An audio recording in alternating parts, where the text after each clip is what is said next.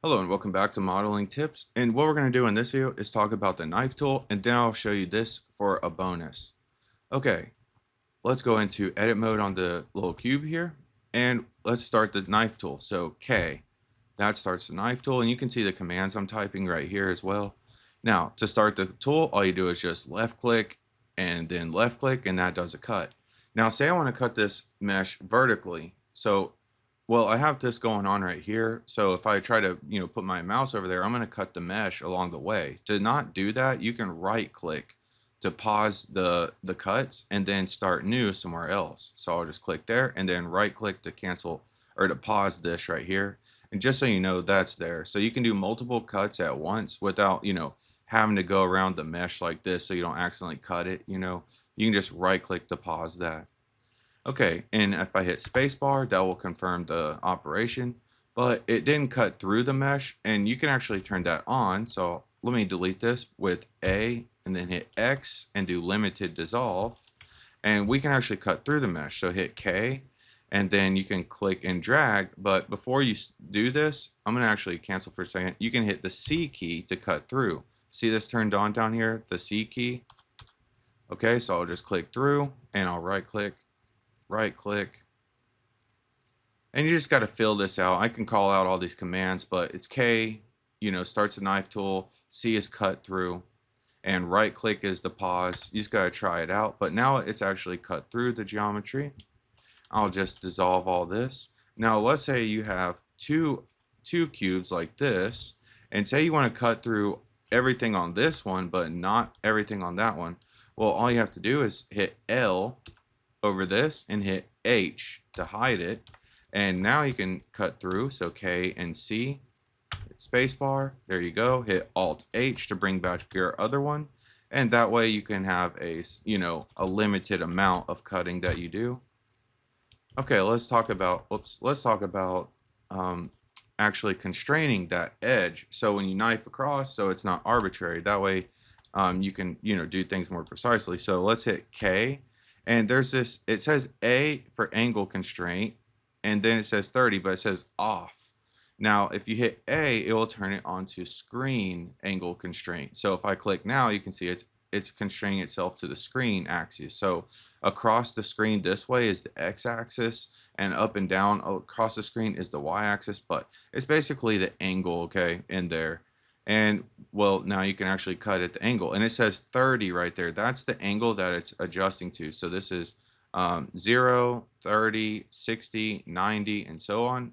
And you can just cut it along across the edges like this with this angle on here. All right, so that is angle constraints with the screen.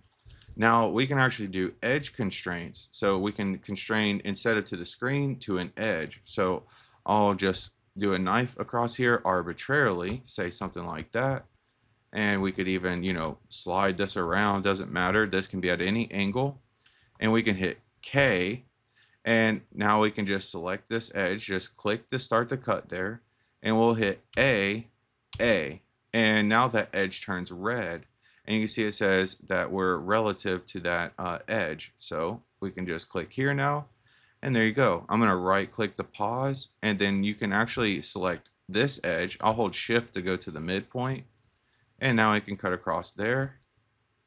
There you go. And I'll right click to pause. I'll hold shift right here and then bring this up. There we go. So now we're using edges to constrain our angle that we're cutting at. So there you go. It's like being able to essentially put geometry perfectly in there. So I can cut that right there. Maybe I want to extrude this in, and then maybe bring this back a little bit like that. So kind of put like a little button or a switch in there, I mean, you have to model it out the rest of the way, but whatever. Let me undo that and just dissolve. Okay, so let's look at something else here. So if you do K, there's also axis constraint. So if I hit X and drag across, well, that will constrain the knife along the x-axis. This is a little confusing at first, okay? It's constraining the knife, the line, to the world's x-axis, but it's at whatever view that you're looking at it. So we're looking at this cube kind of from the top a little bit from the top here and from the side, and we're aligning the knife from the view to the x-axis in the world. So you see how it kind of cut? It's like, well, that's not, what does that mean? That's not really the x-axis. That's way up here on this cube up here at the top. Well, what that is really is we drew out a line, okay, but it constrained it to this, the global x-axis. See, this is the x-axis, and this is our line that we drew out right here, and it constrained these 2 points to be parallel to that. And whatever mesh geometry was in the way of that, it just got cut. All right, so you gotta, it's a little confusing, but it is useful. I would think, you know, if you needed to cut something like, okay, I want to cut this cube right here, but I need it to be aligned with the x-axis, you know, so I could just do like this. And then, well, let me actually do cut through. So K, and then I'll hit X and then C for cut through and hit spacebar. And I can hit V, the V key, to rip that, and then hit L and X. And now I've cut it at that angle, but this aligns with the x-axis. These lines are now parallel with the x-axis. Even if I was to say rotate this arbitrarily, hit K, and then the x-axis, and then C for cut through, just like that. I'll hit V and just kind of, you know, delete this. There we go. And that is perfectly aligned with the x-axis. So if I went to object mode, added in a plane here, rotated this, well, let's go to the side view. If I rotate that plane and just scale it up so we can see, you can see how just rotating it on the x-axis, it's going to be aligned to it, but it's aligned to the angle. See how it's like kind of like this? Like if this plane represents the line that we drew, that's kind of what's going on there, because that line is parallel with the x-axis. So see how that plane is kind of like the line we drew? And that's, well, that's kind of, if you understand that, you'll be able to understand this next part. So I'll add another cube in here in object mode, and I'll just go in here and arbitrarily rotate this thing a little bit. All right, so we have this cube just arbitrarily rotate. I could have done the, I think, yeah, the trackball rotation. And this is RR, just RR. So rotate isn't like this, but RR will rotate, you know, kind of randomly. Now, just like we constrained with the x-axis, that was the world axis. You can change that by changing this transform orientation, and we're going to change it to local. So you see now the x-axis is actually following this object here.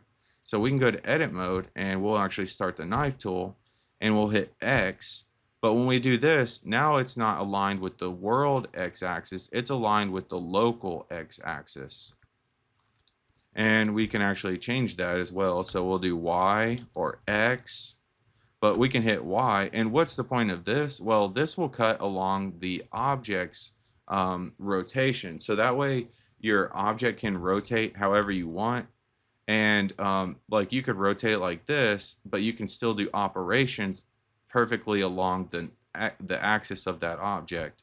You know, so that way it keeps things, you know, looking correct, I guess, you know, aligned in certain ways. There's just a million modeling, you know, little scenarios you could run into where it could be useful. Now, I'll just hit the knife tool and then hit Y and C for cut through, enter, and I'll show you what this does. So I'll just rip this off right here.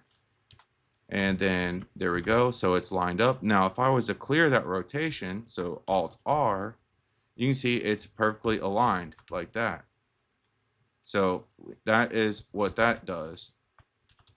All right, one more thing in the knife tool. If you hit K and we go into the knife tool, I'll just select this edge right here.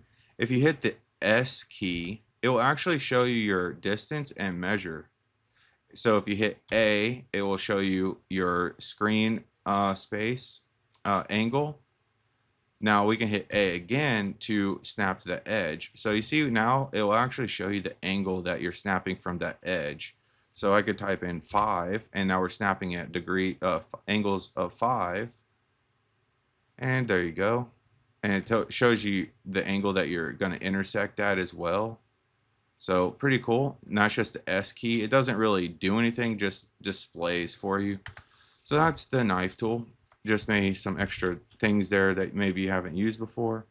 And let's actually go ahead and create this example here that I was saving to the side. Now, there's two types of mesh spheres that you can add as primitives, but we need a third one that's not here. So the UV sphere, everything comes to a point like this. And then the icosphere, everything is a triangulated, I wanted to say triangulated mesh, but it's not really a mesh, just need a reason to use it.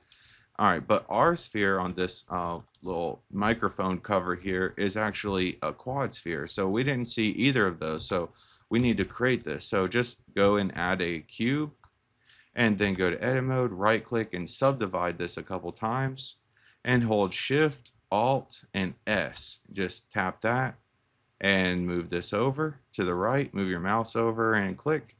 There you go. We created this mesh that is a quad sphere. So if you take a look at this, you can see that this is not, it doesn't have like the triangulation at the top. It's not all triangles like an icosphere. And I'll just go to the front view, delete this, extrude this down with GZ, and just loop cut a few times. I'm just looking to get these into little squares so everything is kind of spaced out evenly.